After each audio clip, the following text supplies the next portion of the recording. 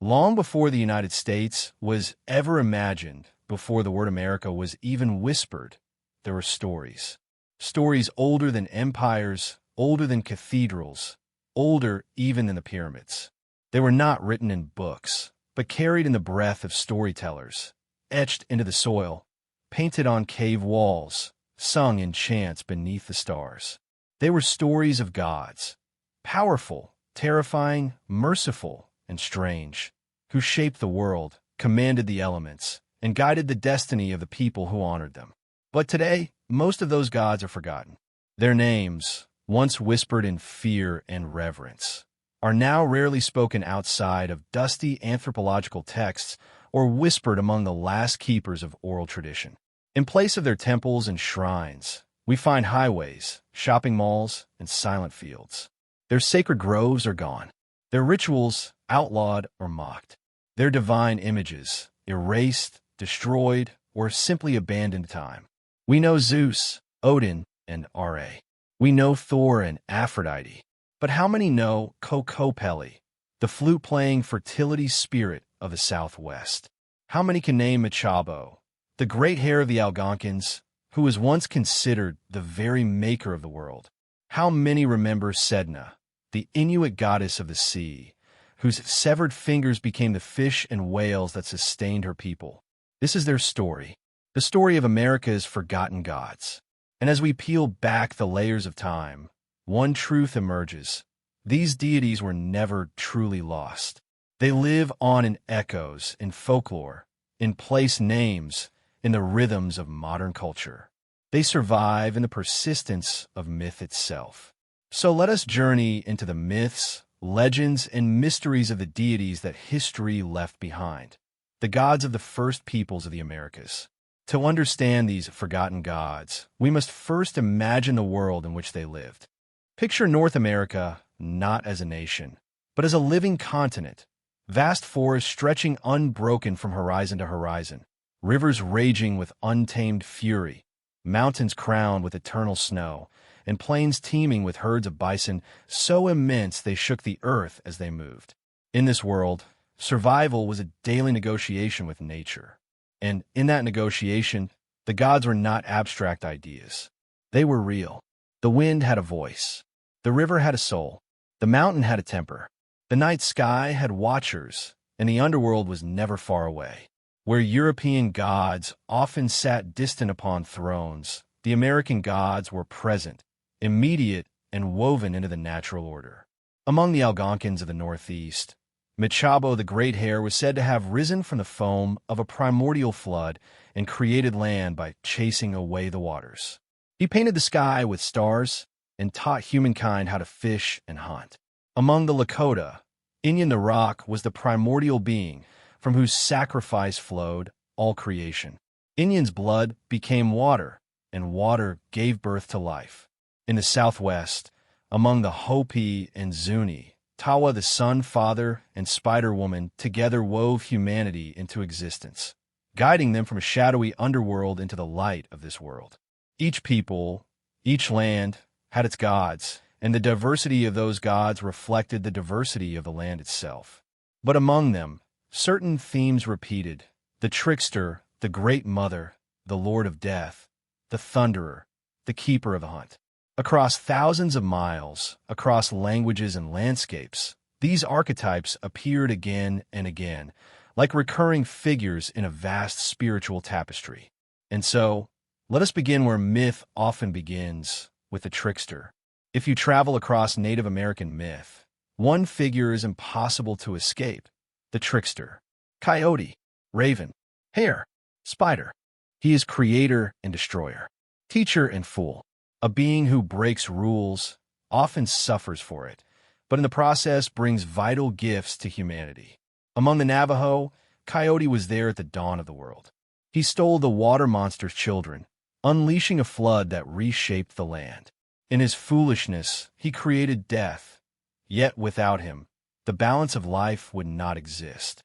To the Chinook of the Pacific Northwest, Raven was the one who stole the sun, moon, and stars from a greedy chief and flung them into the sky, bringing light to the world. To the Algonquins, Michabo the Great Hare was both trickster and creator. His mischief shaped rivers, mountains, and even seasons. He was a deceiver, but also the bringer of culture and law. In these stories, the trickster is not a villain. He is essential. He embodies the paradox of human life, flawed, chaotic, but endlessly creative. It is tempting to compare him to Loki of Norse myth or Hermes of Greek tradition. But Coyote, Raven, and Hare are older, rawer, and more closely tied to the land. They are not gods of civilization. They are gods of survival. And this distinction is vital. For in America, the gods were not worshipped in golden temples. They were honored in stories, dances, offerings of cornmeal or tobacco, the shared laughter around a fire. The trickster, though forgotten by history books, remains perhaps the most enduring of all American gods.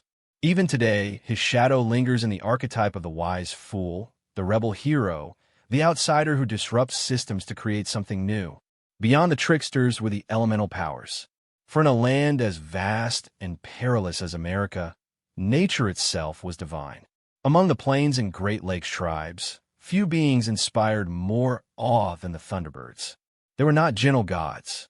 To see a thunderbird was to witness the terrifying majesty of nature itself. The Corn Mother. Well, the land was harsh, survival depended on food, and so many peoples worshipped goddesses of agriculture. Among the Cherokee, Selu, the Corn Mother, was killed by her own sons, who feared her powers. Yet from her death came corn, beans, and squash, the three sisters that sustained her people. Her story echoes across the Americas, the sacrifice of a divine woman whose body becomes the crops that feed humanity. In this way, the gods were not distant providers. They were the food itself. To eat was to partake of the divine. Wind, fire, and earth. Among the Inuit, Sela was the spirit of the air, invisible yet omnipresent, controlling weather and fate. Among the Pueblo, the Kachinas embodied everything: rain, wind, clouds, ancestors, even stars. To dance with masks was to summon the gods themselves. Among the Lakota, Wakantanka, the great mystery, encompassed all things, a divine unity expressed through countless spirits of stone, sky, beast, and man. Here we see a truth. American gods were never merely symbolic. They were real presences, forces as tangible as wind against the skin or rain upon the face. But where there is life, there is also death. Among the Inuit, Sedna was both terrifying and essential. Betrayed by her father, she was cast into the sea, where her fingers, chopped away as she clung to his kayak, became the seals, whales, and fish. From then on, Sedna ruled the depths, controlling whether hunters would find food or starve. If neglected, she grew angry, tangling sea creatures in her hair, withholding them from the people. Only shamans, descending in spirit to comb her hair and soothe her, could restore balance. In the southwest, Masau'u was the Hopi god of death, lord of the underworld, and guardian of fire. Far from being purely evil, he was also the protector of humanity, teaching them agriculture and stewardship of the land.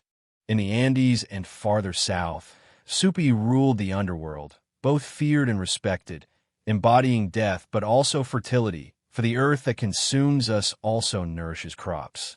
In all these figures, we see a profound truth. Death was not an enemy to be destroyed, but a power to be negotiated with. It was part of the cycle, and the gods who ruled death were stern, often cruel, but necessary. Look up at the sky on a clear night, far from modern cities, and you will see what the ancients saw, a sky ablaze with gods.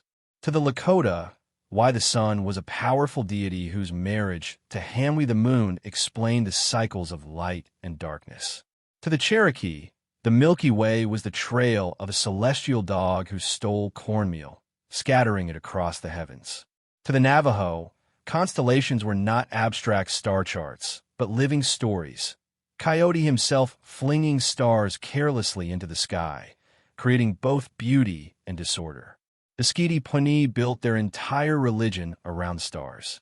Their morning star rituals tied human fertility to cosmic order, connecting the life of their people with the pulse of the universe. The American gods of the heavens remind us that myth was not just about survival on Earth. It was about place in the cosmos. But then came silence. With European colonization came violence, disease, forced conversion, and the systematic destruction of indigenous religions. Missionaries labeled native gods as devils. Sacred dances were outlawed. Children were taken to boarding schools where speaking their native language, let alone invoking their gods, was punished. Slowly, generation by generation, the gods slipped from memory. Some were demonized, others sanitized into folklore. Most simply vanished. Imagine, gods once worshipped for millennia, reduced to museum exhibits or half-remembered bedtime tales. This is what it means for gods to die, not in flames, but in silence. And yet, not all was lost.